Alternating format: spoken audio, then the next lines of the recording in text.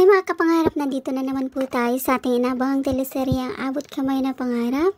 Dahil nahawa ni Doc Leola si Doc Annalyn, ayun, sobrang nag-worried itong si Dr. RJ at sinasabi nito sa kanyang anak na laban lang daw dahil may paparating naman na daw na mga gamot. Kung kaya't itong si Annalyn ay talagang pinatatag lang yung kanyang kalooban para lang makasurvive sa virus na maraming mga doktor ang namatay at mga pasyenteng nahawa na din. At ayun na nga po, pati na din itong si Doc Lindon, sobrang worried dito kay Doc Annalyn. At mayroong isang nurse sa FX na pinag-iinitan ng isang nurse doon.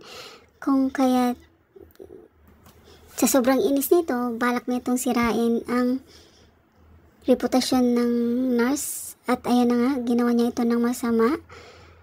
May lalaking dumaan sa gilid ng nurse kung saan inaasikaso nito ang isang pasyente at sinabi ng lalaki na, "Nurse, panyo mo." At ayun, ang pagdampot naman ng nurse ng panyo niya at ayun, nakita niya na mayroong dugo kung kaya't tamang lumapit din itong nurse na Brohilda at sinabi nito na, "Ayan, tama nga yung hinala ko na talagang positive ka at mayroon kang virus." Kung kaya't nagpanik ang lahat at takot ang ibang mga pasyente doon sa nurse at sinabi nitong lumayo ito sa kanila at naging successful ang pagiging Brohilda ng isang nurse dahil nagalit ang ibang pasyente doon sa nurse ng FX. At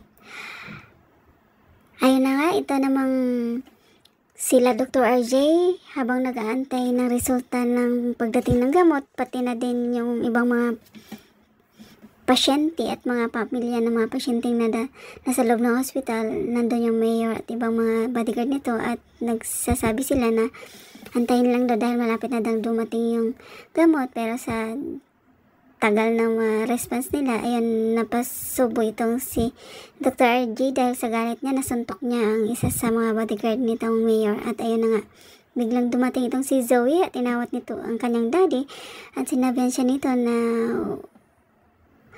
kalma lang. At ayun na nga, hinila niya yung kanyang daddy at lumayo sila doon habang nagkakagulo ang lahat.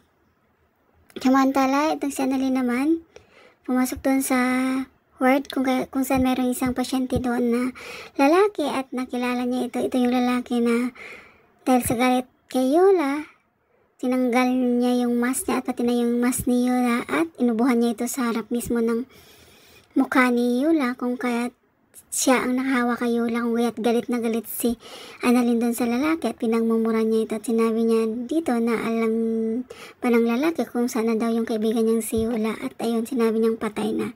At dahil din doon sa lalaki, kung kaya't nahawa din itong si Annalyn dahil si Yola din ang nakahawa kay Annalyn. Kung kaya't nasabi ng lalaki na hindi niya talaga sinasadya, kung alam niya lang at kung alam niyang positive siya, hindi niya naman daw gagawin yun. Kung kaya't nung parang biglang sumama yung pakiramdam ng lalaki at ubo ito na ubo, gusto sanang tulungan ni Annalyn pero sinabi ng lalaki na nagtatawag ito ng nurse dahil ayaw niya daw kay Doc Annalyn. At sabi niya ni Doc Annalyn, sabi niya, so pasensya na kasi, sabi niya dahil nadala daw siya galit niya. At ayun, gusto niya daw tumulong bilang isang doktor, hindi bilang isang kaibigan ni Doc Yola. Kung kaya't ayun, samantala ito namang si Moira atat na atat, sobrang natuwa dahil sa pagkakaalam niyang may sakit si Annalyn at nahawa daw ito ng TSB virus. Kung saan sobrang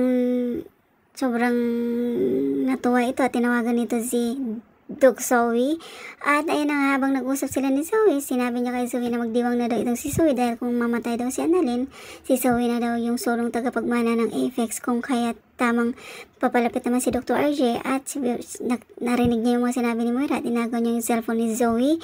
At ayun na nga, tinabihan niya si Moira na talagang wala pa rin itong pagbabago at ang sama pa rin ang ugali nito kung kaya't namura niya ito. At ayun na nga, sabi ni Moira, nag-advance condolence lang daw siya para daw sa kay Dr. RJ at sa kay Lynette, kung kaya't galit na galit itong si Dr. RJ. At ayun na nga guys, nabutan ni Doc Lindon si Annalyn na hawak-hawak nito ang result ng kanyang lab test at itatago niya pa sana ito at sinabi ni Doc Lindon na wag mo lang itago dahil nakita ko na yan. Kung kaya't nagpanik itong si Annalyn at paiyak-iyak itong nasabi na anong gagawin niya. At parang kinumport naman siya ni Dr.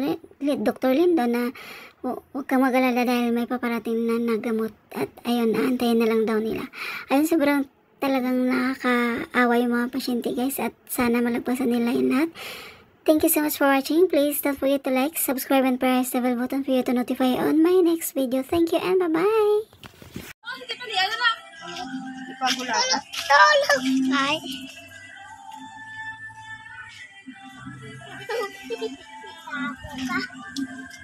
Talaya ka ba dyan? Bulagi ka de talayaw! Naulang ni Kikit! Bulagi ka de. Bulagi ka de talaya!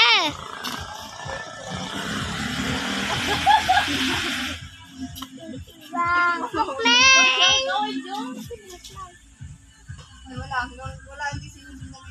Sundon ta ka ng Anjal!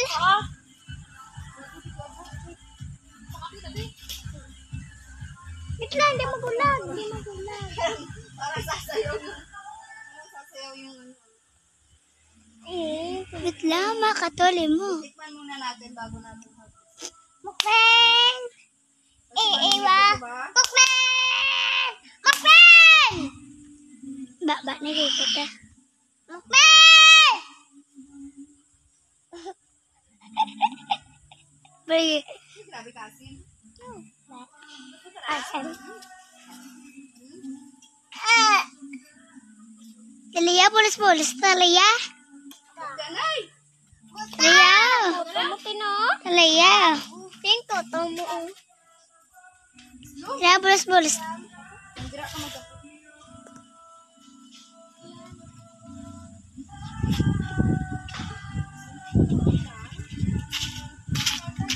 Ako, tanin ko tayo.